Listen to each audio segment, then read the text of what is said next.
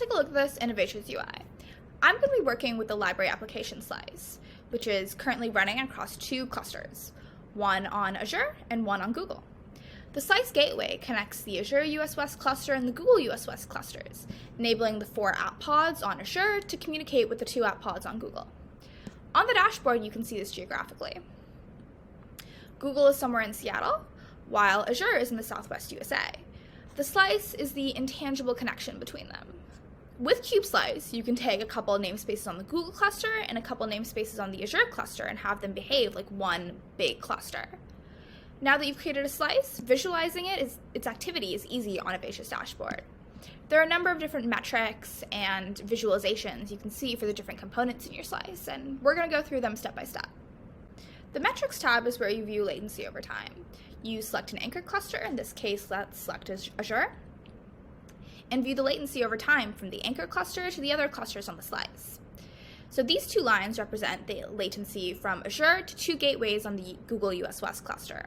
By monitoring the latency between the anchor cluster and these gateways, you can gain insights into the performance of your multi-cluster application and troubleshoot any issues that may arise.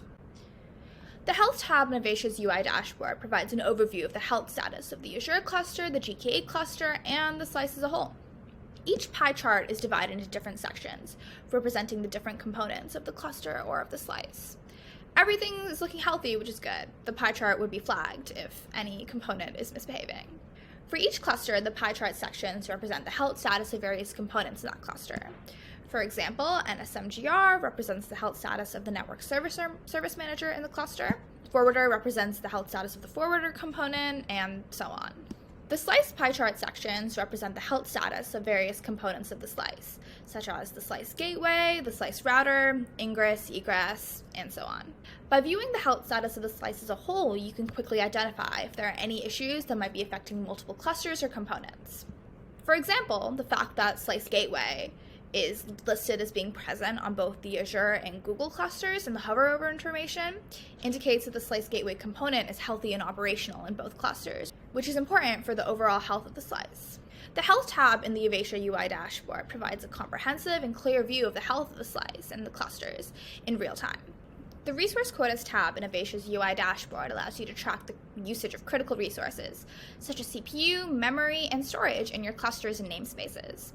You can view the resource usage of the slice as a whole, as we are right now, or get more granular and discuss the resource usage of specific clusters or namespaces.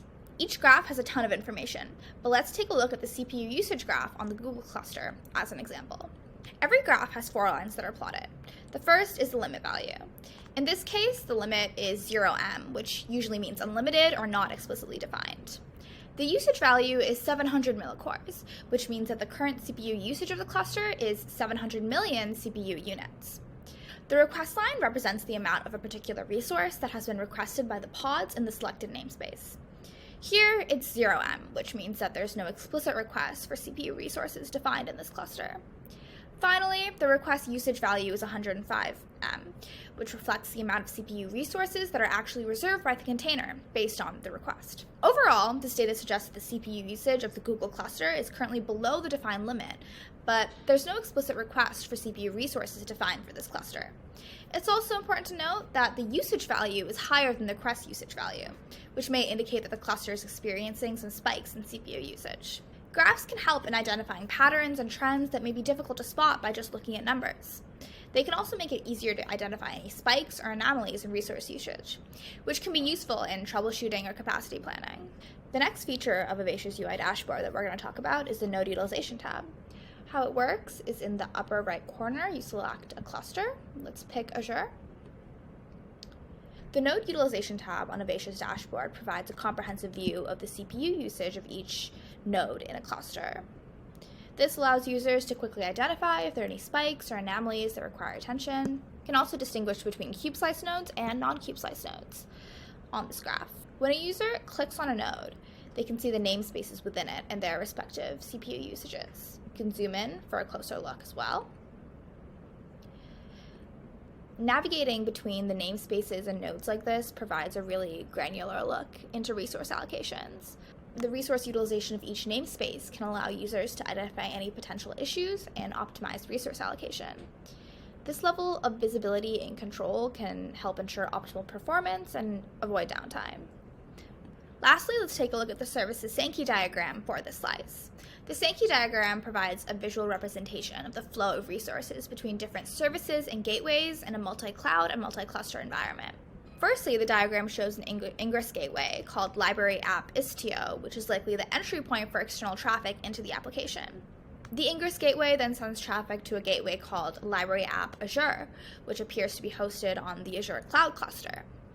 This gateway, in turn, sends traffic to another gateway called Library App Google, which is likely hosted on a Google Cloud Cluster. After reaching the Library App Google gateway, the traffic is split and sent to two different services, the details@azure.com and reviews@azure.com.